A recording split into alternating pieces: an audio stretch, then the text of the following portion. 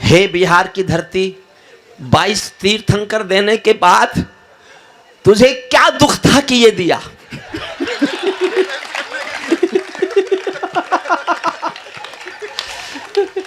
होती है गलती, कभी कभी होती है, कभी कभी होती है। ये मेरा बहुत लाडला है, बहुत प्यारा है। और ये चिराग कहता है सर चढ़ा रखा है। मैंने सर नहीं चढ़ा रखा भैया, वो तो मेरे सर पे बैठा है, मैं क्या करूं। सुनिए कविता का अंत करता हूं। स्वागत। बर्मा बांग्लादेश तलक सीमा पर ऐंठे रहते थे। 1 मिनट की और कविता बची है। मैं आपने बहुत मन से सुना और मैं इस मंच पर आशा नहीं करता था कि आप इस कविता को इतने मन से सुनेंगे। मैं आपको सैल्यूट करता हूं कि आपने जिस मन प्राण से मेरी इस भावना को सुन लिया। मैं गाता हूं, मैंने एक ही कविता लिखी है जो बिना गाए लिखी है। बर्मा बांग्लादेश तलक सीमा पर ऐंठे रहते थे और हमारे नेता चूड़ी पहने बैठे रहते थे। दिल्ली डरी डरी रहती थी पाक चीन की बॉर्डर पर। सेना बांधे हाथ खड़ी रहती है, सेना बांधे हाथ खड़ी रहती है किसके ऑर्डर पर। दुनिया को एहसास कराओ, हम निर्णय ले सकते हैं, हम भी ईंटों का उत्तर पत्थर से दे सकते हैं। अब तो वक्त बदलना सीखो, डरते डरते जीने का। दुनिया को एहसास कराओ 56 इंची सीने का। क्या बात है। दुनिया को एहसास कराओ 56 इंची सीने का। सैनिक अपने प्राण गंवाकर देश बड़ा कर जाता है। रमेश मुस्कान, मैंने राजनीति पर सबसे कठोर जो पंक्ति लिखी है, सबसे कठोर, इससे कठोर मैंने नेताओं के लिए कुछ नहीं लिखा। और मैंने इतनी समझदारी से लिखा है कि उनकी समझ में ही ना आए। और समझ में भी आए तो इतनी देर में आए जितनी देर में मैं वहां से निकल लूं। आप खुद सोचना, क्या इससे ज्यादा हम कुछ गाली दे सकते हैं नेताओं को? सबसे बड़ी गाली दी है मैंने, लेकिन मैं थोड़ा पढ़ा लिखा हूं इन कवियों से ज्यादा। यह हंसने की बात नहीं थी, मैं सचमुच पढ़ा लिखा हूं और मैं बिहार का टॉपर नहीं हूं।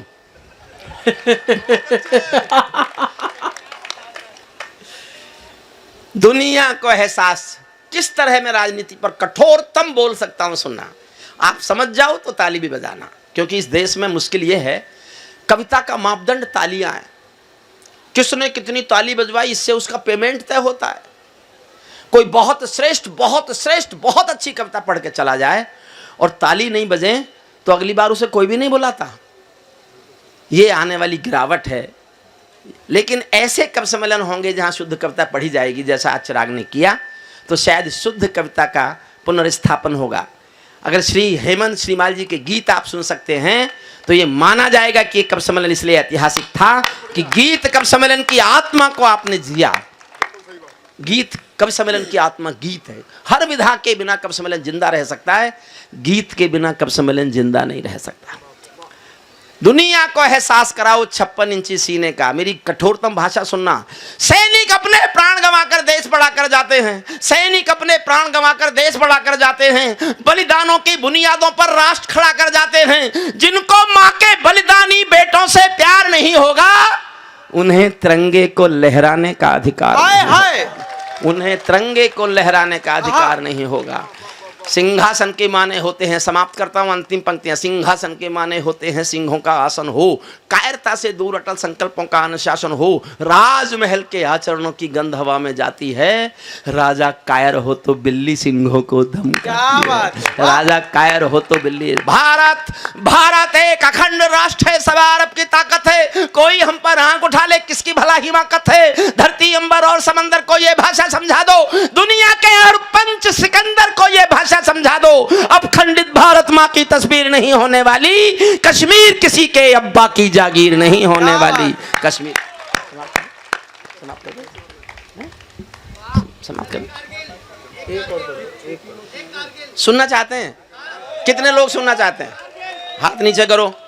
कितने लोग नहीं सुनना चाहते?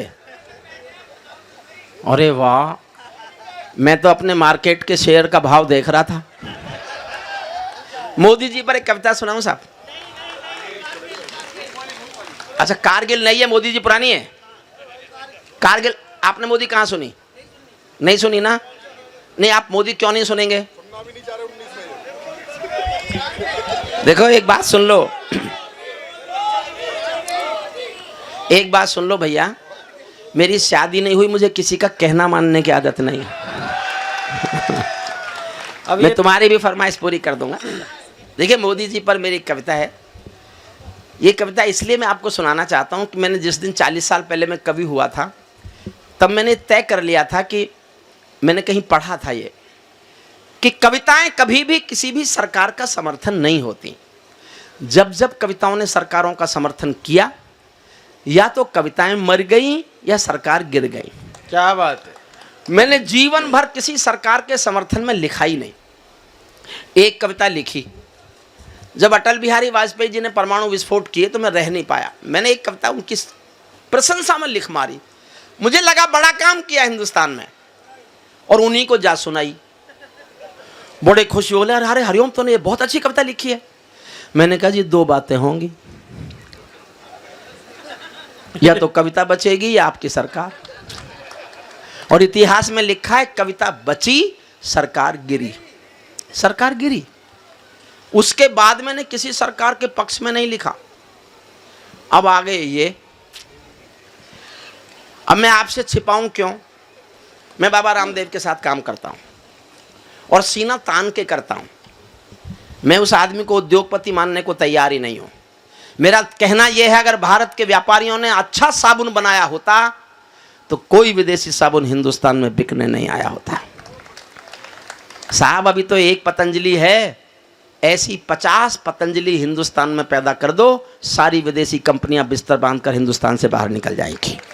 स्वदेशी का आंदोलन कोई चलाएगा तो मैं उसके साथ काम करूंगा। मैंने उनके साथ काम किया, और काम करते करते गलती मुझसे ये हो गई कि वो उस आंदोलन का हिस्सा थे जो पिछली सरकार को हटाना चाहते थे, नई लाना चाहते थे। देखते देखते अनजाने में भी वो हिस्सा हो गया। तो जिनको हटाना था वो हट गए, जिनको लाना था वो आ गए। अब क्या करें? विश्वविद्यालय से रिटायर हो गए, काम और कोई बचा नहीं। तो मैंने एक ऐसी कविता लिखी है साहब, मैं अनुरोध करके एक कविता सुनाना चाहता हूं। एक शब्द मोदी जी के समर्थन में नहीं है और एक भी शब्द मोदी जी के खिलाफ नहीं है। एक भी शब्द। क्या बात है। आपको कैसा लगता है मैं नहीं जानता, लेकिन मैं आज भी एक वक्तव्य देता हूं जो राजनीति का माना जा सकता है। मोदी से भूल हो सकती है, मोदी से गलतियां हो सकती हैं, लेकिन इस देश को प्यार करने की उसकी निष्ठा पर मुझे कोई शक कभी हुआ ही नहीं। मैं करता ही नहीं। और सब कुछ अलग तो है। 65 सालों में नेताओं ने नोट बांटे वोट ली, नोट बांटे वोट ली, नोट बांटे वोट ली। पहला नेता है जिसने नोट छीने और वोट ली, छीन छीन के। तो साहब कुछ तो होगा अलग। एक कविता सुनिए, तारीफ नहीं है, विरोध नहीं है, और कविता में हरिओम पवार जिंदा है। बस आप मन से स्वागत दत्तू, स्वागत। आपकी फरमाइश भी पूरी करूंगा अगले साल। देखो भैया, मैं जाट हूं, बेवकूफ नहीं हूं। बहुत अच्छा सबने सुना, सबने बहुत अच्छा पढ़ा। मेरे छोटे भाई बहनों ने बहुत अच्छा पढ़ा, और चिराग ने संचालन में बहुत मेहनत की और अपने कविता के पाठ के समय को वापस ले लिया, इसलिए कि मैं थोड़ा ज़्यादा पढ़ सकूं। बढ़िया है ना? ये सोच रहा है जब पैसे इसने लिए तो मैं क्यों पढ़ूं। मैं जानता हूं, मैं भाई इसको जितना सॉफ्ट कर सको। माइक बहुत बढ़िया है ये, लेकिन कोई तकनीकी खराबी इसमें है क्या है मुझे नहीं पता। मेरा कोई गला कभी दुखता नहीं है, लेकिन आज दुख रहा है, और हर कवि ने शिकायत की। नहीं, वो तकनीकी उसने पता नहीं, या तो कोई जो आदमी जो मेन एक्सपर्ट है वो है नहीं यहाँ। मैं ताजों के लिए समर्पण वंदन गीत नहीं गाता, मैं ताजों के लिए समर्पण वंदन गीत नहीं गाता, दरबारों के लिए कभी अभिनंदन गीत नहीं गाता। गौन भले हो जाऊं लेकिन मौन नहीं हो सकता मैं। एक पंक्ति पर टंगी है मेरी पूरी कविता की आत्मा। इस पंक्ति को समझ जाओगे तो मेरी कविता समझ जाओगे। फिर पढ़ता हूं। मैं ताजों के लिए समर्पण वंदन गीत नहीं गाता, दरबारों के लिए कभी अभिनंदन गीत नहीं गाता। गौन भले हो जाऊं लेकिन मौन नहीं हो सकता मैं। पुत्र मोह में शस्त्र त्याग कर द्रोण नहीं हो सकता मैं। पुत्र मोह में शस्त्र त्याग। इतनी कम तालियों में सुनोगे तो कविता बदल दूंगा और आपको पता नहीं चलने दूंगा। मुझे तालियां चाहिए, ये रोग है मेरा, कविता का मापदंड नहीं है। पुत्र मोह में शस्त्र त्याग कर द्रोण नहीं हो सकता मैं। कितने ही पहरे बैठा दो मेरी क्रुद्ध निगाहों पर, मैं दिल्ली से बात करूंगा भीड़ भरे चौराहों पर। मैं गाथा वाचन करता हूँ सिंहासन परिवर्तन की, अच्छे दिन आने वाले हैं नारों के आकर्षण की, कभी किसी भी प्रलोभन में मेरी कलम नहीं बिकती, और किसी भी डर के आगे दिन को रात नहीं लिखती। मैं शब्दों की क्रांति ज्वालू हूँ, वर्तमान को गाऊंगा। जिस दिन मेरी आग बुझेगी मैं उस दिन मर जाऊंगा। जिस दिन मेरी आग बुझेगी, जिस दिन मेरी आग बुझेगी मैं उस दिन मर जाऊंगा। सत्ता का आकर्षण मेरी भूख नहीं। जो मैं बोल रहा हूं ये गर्वोक्ति नहीं है, सत्य है। मैं चाहता तो जहां भाजपा के 282 पार्लियामेंट बैठे मैं बैठ सकता था। टिकट मांगने वाले हजारों थे 4 साल पहले, मिले हुए टिकट को लौटाने वाला सिर्फ मैं था, सिर्फ मैंने तय कर लिया था कि किसी भी पार्टी का सांसद या मंत्री कुछ भी हो सकता है, ईमानदार कवि नहीं हो सकता। क्या बात है, वाह वाह, हो ही नहीं सकता। और मैं कवि बने रहना चाहता था। मैं मेरी जिंदगी गाता हूं, मुझे आशीष देना। सत्ता का आकर्षण मेरी भूख नहीं, शाल दुशाला चंदन मेरी भूख नहीं, सरकारी अभिनंदन नहीं चुने मैंने, राजनीति के बंधन नहीं चुने मैंने, पद्म पुरस्कारों की चाह नहीं करता, दरबारों की मैं परवाह नहीं करता, कलम सिपाही बनकर जिंदा रहता हूँ, भूखे बच्चों से शर्मिंदा रहता हूँ, भूखे बच्चों से शर्मिंदा रहता हूँ, पगडंडी से लाल किले तक जाता हूँ, झुग्गी झोपड़ियों के आंसू गाता हूँ, लेकिन दरबारों में कभी का शीश नहीं झुकने दूंगा, कविता का सिंहासन से संग्राम नहीं रुकने दूंगा, कविता का सिंहासन। सत्ता बदली वहीं से शुरू हुआ। भारत माँ के घर में नया बसंत दिखाई देता है। 4 साल पहले से शुरू हो गई थी कविता, धीरे धीरे आगे बढ़ी। इस पंक्ति का अर्थ आप समझ ही जाओगे, समझाने की जरूरत नहीं है। भारत माँ के घर में नया बसंत दिखाई देता है, वंशवाद की परंपरा का अंत दिखाई देता है, वंशवाद की परंपरा का अंत दिखाई देता है। तुमने उस दिन परंपरा का सूरज एक उगाया था। एक तारीफ का एक शब्द नहीं है, लेकिन इतिहास में कोई ऐसा बड़ा काम हुआ जो रेखांकित होगा तो हरिओम पमार भी करेगा। अच्छा लगे तो समर्थन करना जी भर के तालियों से। तुमने उस दिन परंपरा का सूरज एक उगाया था, जिस दिन तुमने संसद की चौखट पर शीश झुकाया था, जिस दिन तुमने संसद की चौखट पर शीश झुकाया था। बहुत बधाई देता हूं मैं परिवर्तन के नायक को। और चिराग भाई, आपके सुधी लोगों के सामने एक वाक्य और बोलता हूं, बस स्वागत दद्दू। एक वाक्य ध्यान से सुनना। मैं कहना क्या चाहता हूं, आप जिसके साथ उठते बैठते हों वो देखते ही देखते देश का सबसे बड़ा आदमी बन जाए, तो फिर उसके साथ आपका क्या रिश्ता है ये उसको तय करने देना। क्या बात है। तुम मत तय करना कि उससे तुम्हारा क्या रिश्ता है। और मैं इस रिश्ते को तय करता हूं, रमेश मुस्कान जनता का आशीष मांगता हूं, मैं अपना रिश्ता तय करता हूं देश की सबसे बड़ी कुर्सी से। बहुत बधाई दी है मैंने परिवर्तन के नायक को, बहुत बधाई दी है मैंने परिवर्तन के नायक को, लेकिन कैसे मर जाने दूंगा आंसू के गायक को। आप विजय के जननायक हो, मैं पीड़ा का गायक हूँ। आप राजपथ के नायक हो, मैं जनपथ का नायक हूँ। आप राजपथ के नायक हो, मैं जनपथ का नायक हूँ। निर्वाचन ने सौंपा है सम्मान तुम्हारे हाथों में, लोकतंत्र की मां संसद का मान तुम्हारे हाथों में, संविधान के पालन का अनुमान तुम्हारे हाथों में, तिलक गोखले गांधी का वरदान तुम्हारे हाथों में, अमर तिरंगे की सौंपी है शान तुम्हारे हाथों में, सौंप दिया है पूरा हिंदुस्तान तुम्हारे हाथों में। क्या बात। सौंप दिया है पूरा हिंदुस्तान। विजय किसी की नहीं, विजय ये परिवर्तन के यश की थी। विजय किसी की नहीं, विजय ये परिवर्तन के यश की थी। और पराजय गांधी जी के बंदर के यश की थी। आदरणीय वापिस आओ, आदरणीय वापिस आओ। ये कोई पार्लियामेंट है जिसका मन करेगा उठ के चल देगा?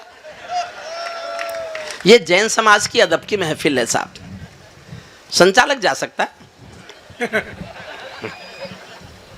विजय, अगली पंक्ति समझ जाओ तो बताना।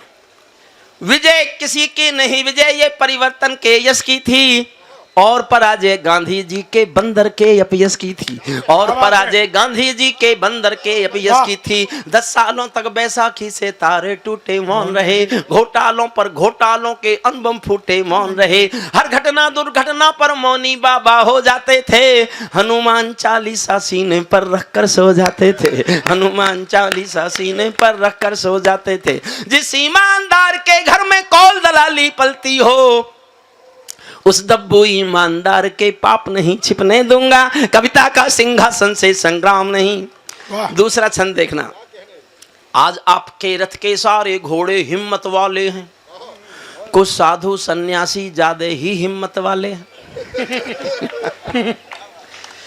आज आपके रथ के सारे घोड़े हिम्मत वाले हैं, गायत्री के गंगा माँ के गैया के रखवाले हैं, लेकिन ये भड़कीले भाषण जो जहरीले नारे हैं, होंगे आप सब भाजपाई।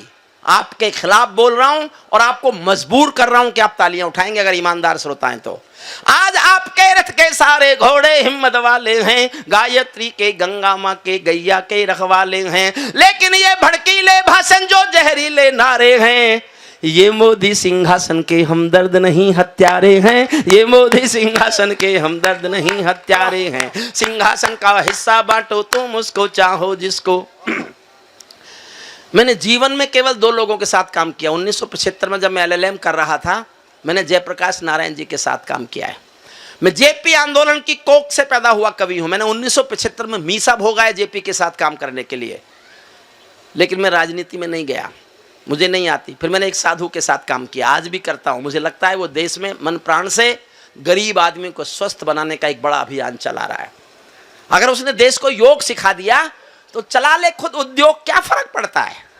देश को तो योग सिखाने की कोशिश की। मैं उनके साथ हूं, बोलता हूं और मैं देखना चाहता हूं आप साथ दें तो दें, अच्छा लगेगा, नहीं भी देंगे तो मैं जो सोच लेता हूं मैं अपनी सोच ही करता हूं। सिंहासन का हिस्सा बांटो तुम उसको चाहो जिसको, भूल जाना रामदेव के स्वाभिमान की कोशिश को, जिसके अंदर संघर्षों का एक पुरोधा बैठा है, जिसके अंदर युग परिवर्तन का एक योद्धा बैठा है, जिसने काले धन पर घर घर जाकर अलग जगाया था, बाबा ने परिवर्तन का मौसम अनुकूल बनाया था, बाबा ने कथनी करनी का भेद मिटाकर दिखा दिया, वंशवाद को राजमहल से दूर बिठाकर दिखा दिया, वंशवाद को राजमहल से दूर। और 2 पंक्तियां पढ़ता हूं साहब। ये मेरे छोटे भाई मानते हैं कि हिंदुस्तान में कब सम्मेलनों में तालियों का ऊंचा पहाड़ खड़ा करने की परंपरा जिन कवियों ने शुरू की, उनमें एक मैं भी हूं, आज भी हूं। मैं ये एहसास जी के जाना चाहता हूं समाज के बीच, भोलानाथ नगर के जैन क्लब के बीच, कि मैं आज भी तालियों का पहाड़ खड़ा कर सकता हूं। 2 लाइन पढ़ूंगा, सुनिए। दिल करे तो एक बार मुझे तालियों का पहाड़ दिखाना, ये मेरी ईगो संतुष्ट होगी कि मैं आज भी कमजोर नहीं हुआ हूं, मैं आज भी कर सकता हूं तालियों का पहाड़ खड़ा। 2 लाइन पढ़ूंगा और मन करे तो मुझे पुरस्कार देना, एक तालियों का पहाड़ दिखाना मुझे, मंच से भी निवेदन करूंगा। बाबा ने कथनी करनी का भेद मिटाकर दिखा दिया, वंशवाद को राजमहल से दूर बिठाकर दिखा दिया, स्वामी जी ने पतंजलि को पुनः जिलाकर दिखा दिया, पेट हिलाने वाले ने सरकार हिलाकर दिखा दिया, पेट हिलाने पेट हिलाने वाले ने सरकार हिला कर दिखा दिया। जब जब कोई शहंशाह भी टकरा गया फकीरों से, शिकवा करता हुआ मिला है अपनी भाग्य लकीरों से। जब चाणक्य शिखा खुलती है नंदवंश कट जाता है, मैं चंद्र वरदाई कुल का धर्म नहीं बिकने दूंगा, कविता का सिंहासन से। अब हरिओम पवार बोलता है, हिंदुस्तान का कवि बोलता है, सुनना मेरा साहस देखना। हमने कई व्यथा भोगी हैं जनादेश नाकामी की, ये परिवर्तन चढ़ ना जाए भेंट कहीं बदनामी की। जिंदा कौमें कभी झूठ की जय जयकार नहीं करती, भीगी पलकें सिंहासन वालों को प्यार नहीं करती। व्यापारी की पीड़ा को जो भी दरबार नहीं सुनता, उसका भाषण लाल किला भी बारंबार नहीं सुनता, उसका भाषण लाल किला भी बारंबार नहीं सुनता। इस सवाल का उत्तर क्या है, मैं किसको समझाऊं क्या, मेरी समझ नहीं आया तो जनता को बतलाऊं क्या। सत्ताधीशों के अधरों पर पहरा क्यों हो जाता है, कभी कभी सिंहासन गूंगा बहरा क्यों हो जाता है, कभी कभी सिंहासन गूंगा बहरा। और मैं कहां तक जा सकता हूं कविता में, मैं कविता में जाऊंगा, आप मेरा हौसला बढ़ाने में जाना। कभी कभी सिंहासन गूंगा बहरा क्यों हो जाता है, सत्ताधीशों के अधरों पर पहरा क्यों हो जाता है। मैं चारण हूं चौराहों पर आंख लाल कर पूछूंगा, मैं चारण हूं चौराहों पर आंख लाल कर पूछूंगा, सिंहासन के गिरेबान में हाथ डाल कर पूछूंगा, जो भूखों के लिए किए हो काम बता दो मोदी जी, काले धन के गद्दारों के नाम बता दो मोदी जी, काले धन के गद्दारों के नाम बता दो मोदी जी। मेरी चीखें संसद की दीवारों से टकराएंगी, मैं जनता की मांगों की आवाज नहीं घुटने दूंगा। कविता का अंतिम छंद सुन लो साहब, बहुत मन से आपने सुना, बहुत बहुत सैल्यूट जैन समाज को। अंतिम छंद जिसके लिए मैंने ये कविता लिखी है, ये सौगंध तुम्हारी है मैं देश नहीं बिकने दूंगा। ये अंतिम छंद लिखने के लिए मैंने कविता सुनाई आपको, मुझे ये सुनाना था जो मैं सुनाने जा रहा हूं। ये सौगंध तुम्हारी है मैं, ए भैया भाई साहब, ए भाई साहब 2 मिनट, बस 2 मिनट प्लीज प्लीज। ये सौगंध तुम्हारी है मैं देश नहीं बिकने दूंगा, देश नहीं मिटने दूंगा, मैं देश नहीं झुकने दूंगा।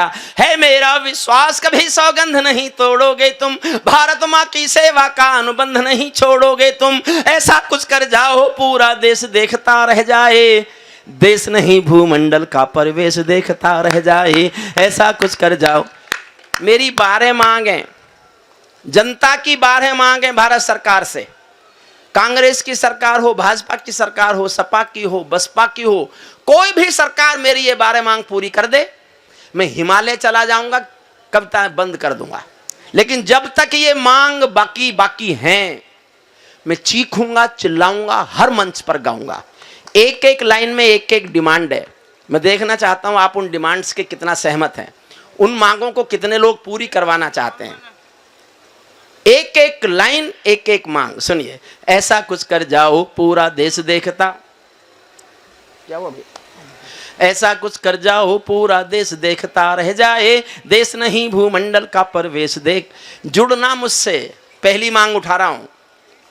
संसद को गुंडों से दागी चेहरों से खाली कर दो। वाह, इतनी तालियों से नहीं होगी, और उठाओ तो होगी। संसद को गुंडों से दागी चेहरों से खाली कर दो, भूखे मरते हुए किसानों के घर खुशहाली भर दो, भूखे मरते हुए किसानों के। किसान केवल अपनी बात कहने आना चाहता है, आपकी दिल्ली गंदी ना हो जाए इसलिए उनको रोक दिया, आपने आने नहीं दिया।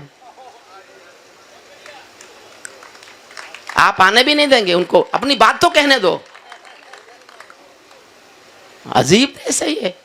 और उस दिन, जिस दिन उस आदमी का जन्म हुआ जिसने नारा दिया जय जवान जय किसान, उस दिन आपने जवानों से किसानों को पिटवा दिया।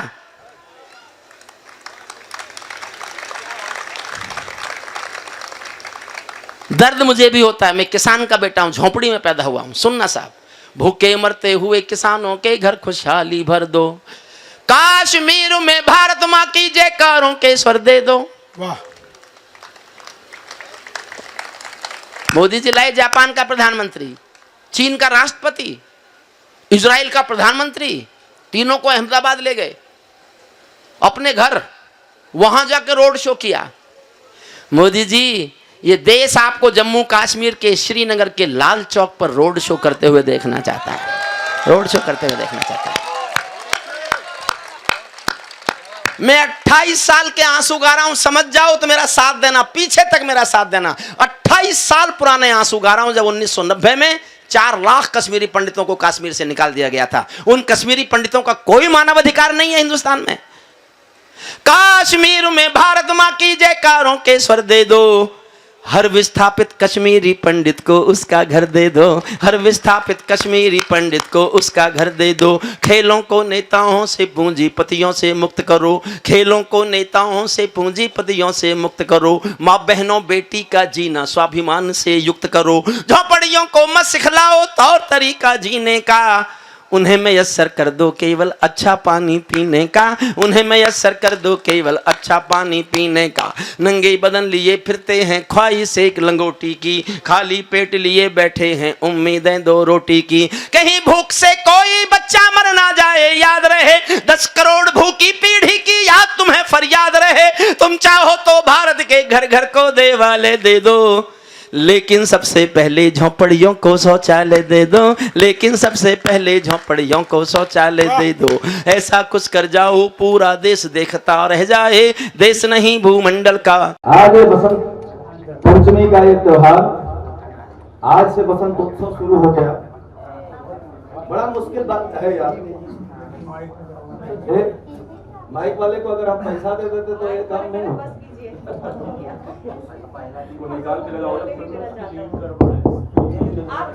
लीड किसी और में लगा दो यार, उसमें और है क्या लिखा लगा? वो 1 साल से शांत था ना। अच्छा, फूक मारना, फूक मारना। आज वो थोड़ा चल रहा है, 1 साल बाद चला है ना, इसलिए। एक उधर जो लीड गई हुई है वो कौन सी है? इसके लिए हैं? उसका है। चलो बच गया है वैसे, कोई बात नहीं। मुझे समझ में नहीं आता कि हम प्रगति के पथ पे हैं कि पतन के पथ पे। हमारे पूर्वजों ने हमें 1.5 महीने का वैलेंटाइन दिया है, यानी आज से शुरू हो गया और रंगोत्सव तक चलेगा, और हम एक दिन के लिए बावले हुए फिर रहे हैं, पता नहीं कहां कहां फूल ढूंढते फिरते हैं, हाफते हुए जाते हैं, उससे कह भी नहीं पाते फूल ले लो, इसके बाद लात जूते खा के ही वापस आते हैं। तो उत्सव मनाओ। आज ये बसंतोत्सव का ये पर्व हम मना रहे हैं। मां सरस्वती हमारे सामने विराजमान है। बात वहीं से प्रारंभ करता हूं, कुछ मिनटों में बहुत कुछ करने का प्रयास करता हूं। कि शारद कमल सी हो शारदे वदन, प्रभा श्वेत कुंद पुष्प की हो माला तुम धारती। अभी नहीं, तुम्हें पता है यार, थोड़ी पूछते हो बार बार, जमानत जब्त कराओगे क्या हमारा? कि शारद कमल सी हो शारदे वदन, प्रभा श्वेत कुंद पुष्प की हो माला तुम धारती। श्वेत परिधान से ही सुचिता प्रसारती, हो वीणा के निनाद ध्वनि विश्व गुंजारती। बहुत बढ़िया।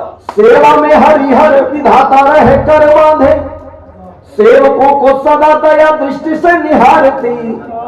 गीत संगीत वेद पाठियों की सुस्वर हो, आरती उतारते हैं माता तो भारती, आरती उतारते हैं माता तो भारती। और दादा, आज इस सभागार में सभी देवताओं का आवाहन मैं करता हूं कि पावन विकासमय ललित विलासमय अनुराग रागमय रूप को प्रणाम है। बहुत बढ़िया सर। पावन विकासमय ललित विलासमय अनुराग रागमय रूप को प्रणाम है।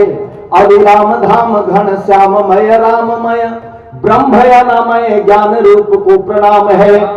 जिनके प्रकाश से प्रकाशित रविमयंक, उस दिव्य ज्योति दिव्य रूप को प्रणाम है। जिनके प्रकाश से प्रकाशित रविमयंक, उस दिव्य ज्योति दिव्य रूप को प्रणाम है। अविकार अजर अमर अक्षर अनूप, आशुतोष अलख स्वरूप को प्रणाम है। आशुतोष अलख स्वरूप को प्रणाम है। हाँ साहब आ जाओ, अंदर आ जाओ। हाँ साहब जूता ढूंढ लिए? हाँ साहब सोचे कि अब अध्यक्ष बचा है, पहले जूता ढूंढ लो। आइए आइए बैठिए, बस 10-15 मिनट की और बात है। और अभी मैडम जो कविताएं पढ़ रही थी, वो यंत्र से जब उंगलियां वो चला रही थी, वो 6 बिंदुओं का यंत्र, वह 6 बिंदुओं के द्वारा आप जिस ऊंचाइयों पे हो जो भी प्राप्त कर रहे हो, हम और दादा यही चर्चा कर रहे थे कि उनकी उंगलियां फिरते ही यंत्र भी लाइनें बदल दे रहा है। और जिसने इसका जो इसके निर्माता रहे हैं सैल जी, आज 4 पंक्तियां उन्हें अगर समर्पित न किया जाए हमारे द्वारा,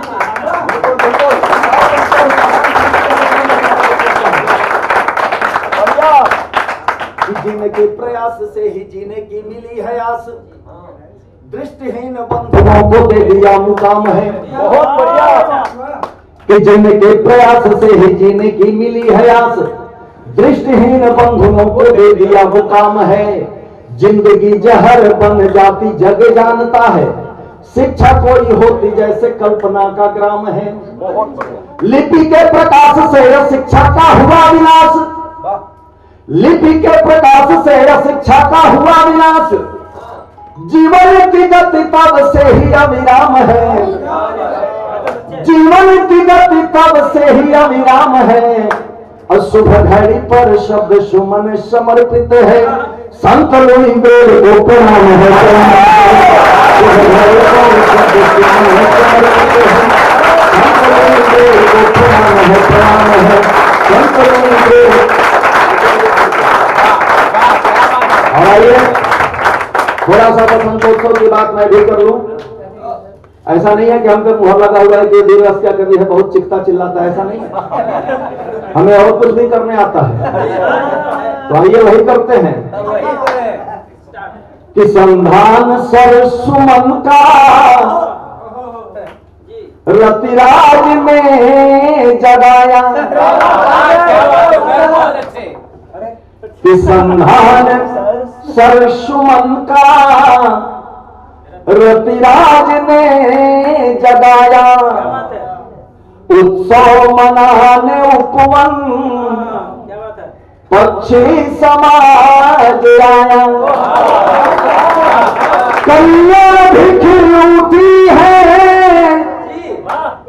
भरे भी गुनगुनाया।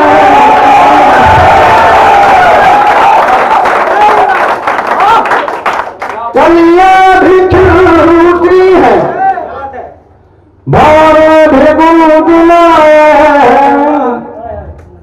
ये प्यार का संदेशा, ये प्यार का संदेशा ऋतुराज आया।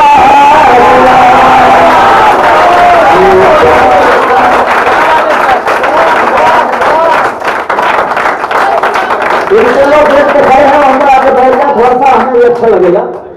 ऐसे पता नहीं कब कौन आकर थप्पड़ लगा जाए। आइए, और ऋतुराज का स्वागत कैसे किया जा रहा है? चेहरे बुके के प्रांगण में तो हम कर ही रहे हैं, लेकिन देखना कि ये थाल आरती के उद्गल मयंक आए, ले थाल आरती के उद्गल मयंक आए। वातावरण सुगंधित करने लगी हवाएं, केसर की क्यारियां भी घायल है, गोली चलती है वहां, लेकिन अपने घाव को दबाकर केसर की क्यारियां भी गुणगान कर रही है। केसर की क्यारियां भी गुणगान कर रही है। रवि रश्मियों ने मिलकर स्वागत के गीत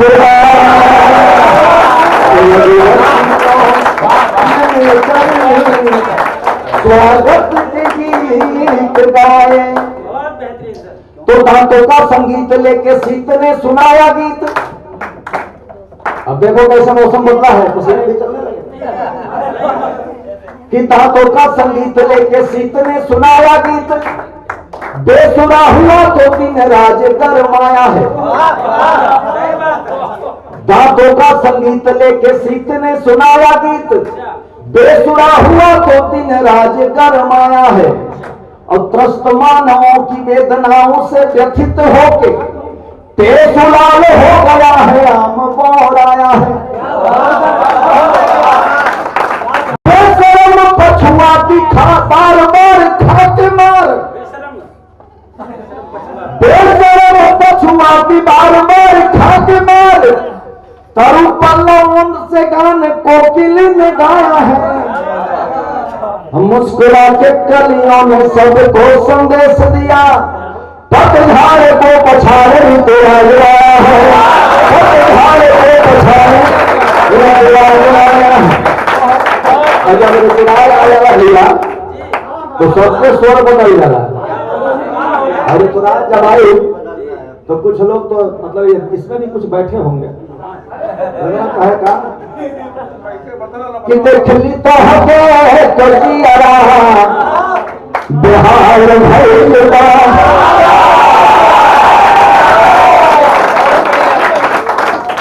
कि देखली तो हके तो जियारा बेहाल भैलवा और सर के अचरा तो मुखड़ा गुलाल भैलवा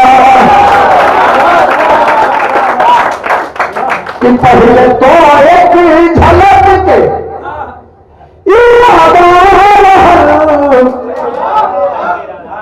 अब तो आंखों पहर के ख्याल भैलवा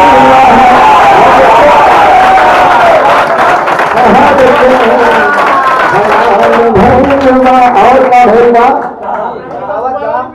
तू गोरे गलवा पे तिलवा कमाल भैलवा बोलने लगा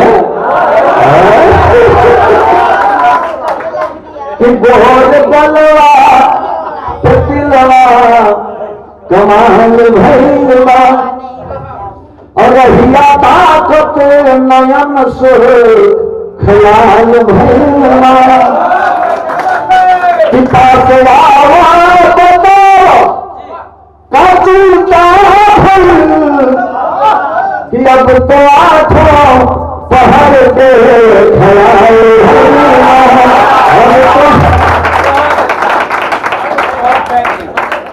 तुम्हारी याद में प्रतिपल सजल दृग छलाते हैं।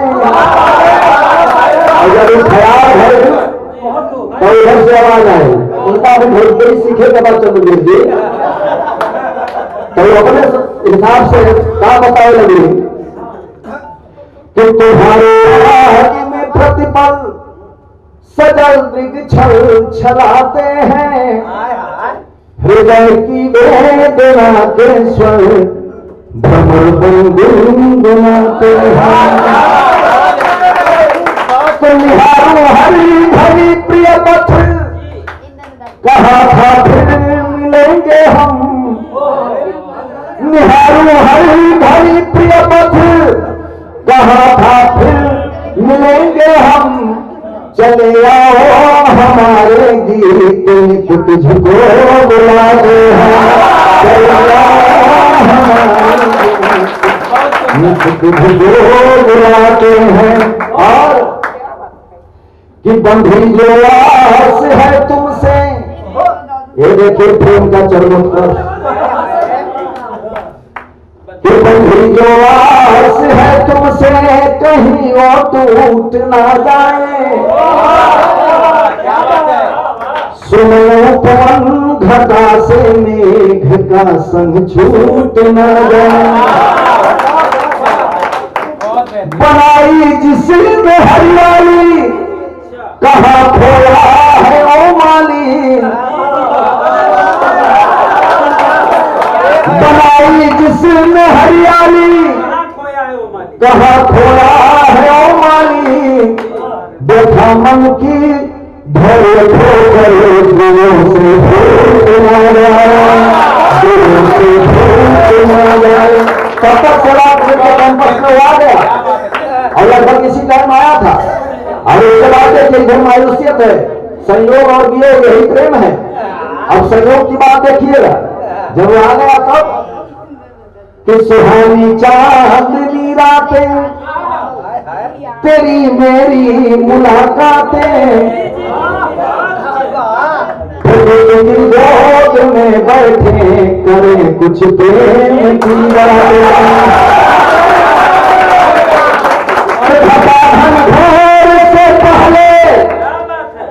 की है विनय मेरी घटा धन घोर से पहले प्यार की है विनय मेरी।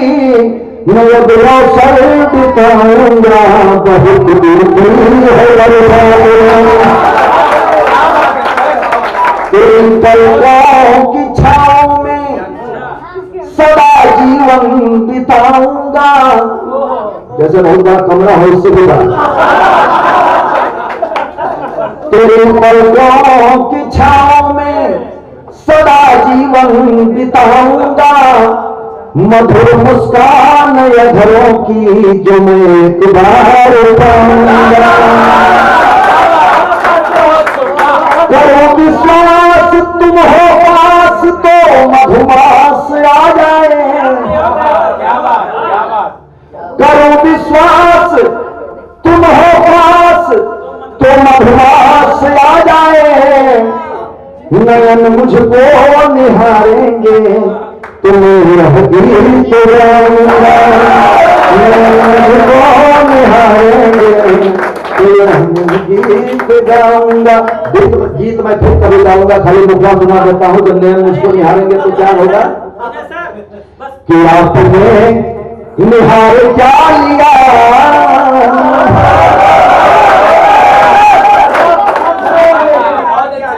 कि आपने निहार क्या लिया। जीवन बसंत हो गया। आपने निहार क्या लिया।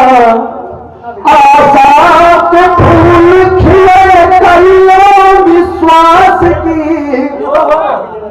और महक महक उठी बाग सांस सांस की। तो कष्टों कलंक हो गया। जीवन बसंत हो गया। आपने निहार क्या लिया। जीवन बसंत हो गया। चलो गीत गाना था तो मैंने एक बंद सुना दी, फिर कभी अवसर मिला तो और सुनाया जाएगा। देखिए बहुत देर से कार्यक्रम चल रहा है।